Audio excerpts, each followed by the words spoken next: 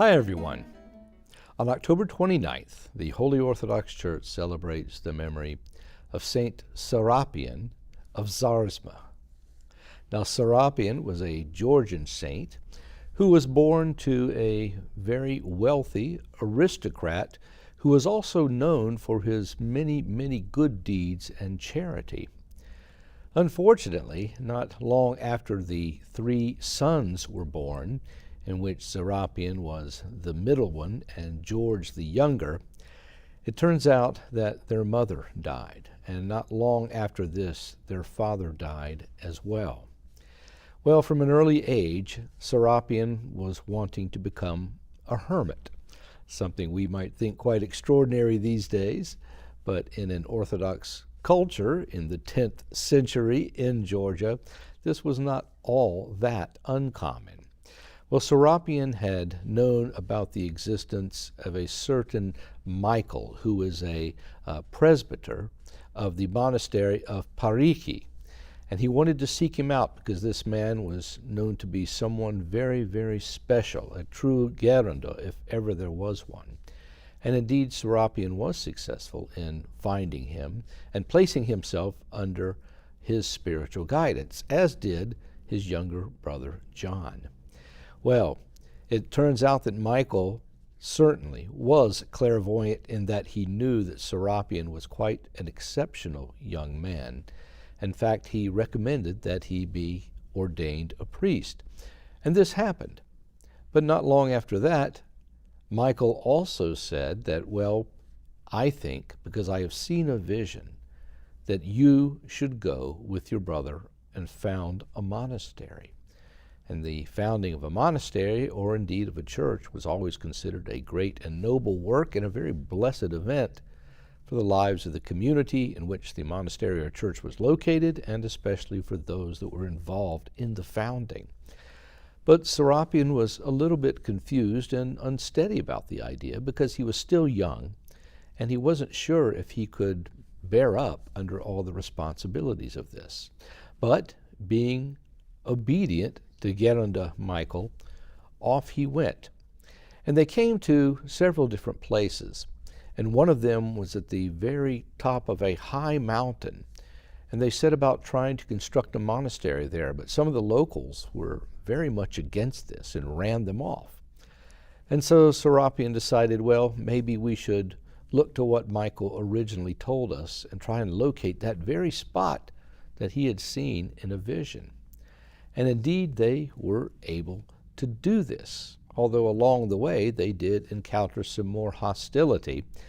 But they went through forests and brush and rivers and all kinds of things in order to get there and begin setting their life straight in the monastery. Well, at that time, the land that they happened to be on was belonging to a man named George. And George was, again, very wealthy, owned a lot of property, and he approached these two monks-to-be and very, very faithfully asked for their blessing and was very encouraged by what they were doing. Because Serapion and John had also brought a wonder-working icon of the Transfiguration with them, George was very eager to venerate this icon, and that he did. He was so taken with them, in fact, that he made a bargain with them and said, well, look, I'm going to give you 1 day, and as far as you can walk in 1 day, I will give you all the land that you can cover. Well, the two brothers set out on this particular journey and were doing pretty well until they came upon some certain inhabitants of a local township. These inhabitants were very, very upset with what they're doing. They wanted nothing to do with any monastery or anything like that, and again, ran them out. Well, by God's grace, as it turned out, that very night, one of his miracles happened where a certain dam that was holding up a lake near this township, the rocks that were upholding it burst asunder. The lake came down and flooded over this town. There were only 2 brothers in the entire town that survived. And this place today is known where Serapion ended up, Zarzma, based on the word Zari, which refers to some sort of devastation.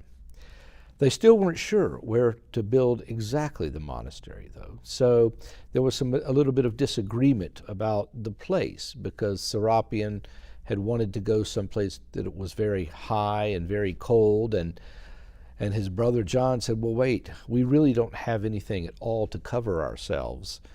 Perhaps that's not the best idea. Perhaps we should look for something else. And so there was a discussion between the two of them about what to do. So finally, Serapion said, well, we're going to take 2 oil lamps. We're going to fill them up. We're going to light them. You set yours in the place where you think we should go, and I will set mine in the place where I want to go. And they did so. And lo and behold, St. Serapion's burned down rather quickly. His brother John, however, his was still going after a full day. And so Serapion said, well, this is the place indeed where we should build this monastery. Their benefactor George was very kind to them over the ensuing years, offering them many gifts and as much assistance as he possibly could. And so St. Serapion established the monastery with John and the 2 brothers that had escaped the devastation of the broken dam and the flooding of the lake. And after many years, St. Serapion, understanding that his end was near, blessed the abbacy of the monastery to go to that same George who had assisted them so often, and then he gave up his soul to God. The end of a very pious and peaceful, and although difficult in many respects, a life that was devoted to blessing God and following His will in all things. Georgia has produced many great saints just like this. And even though this occurred when St. Serapion finally reposed around the year 900, just at the turn of the 10th century, it is something we should take into our hearts and to try and live as best we can with that same sort of devotion that these 2 brothers and their cohorts also shared. Bye-bye.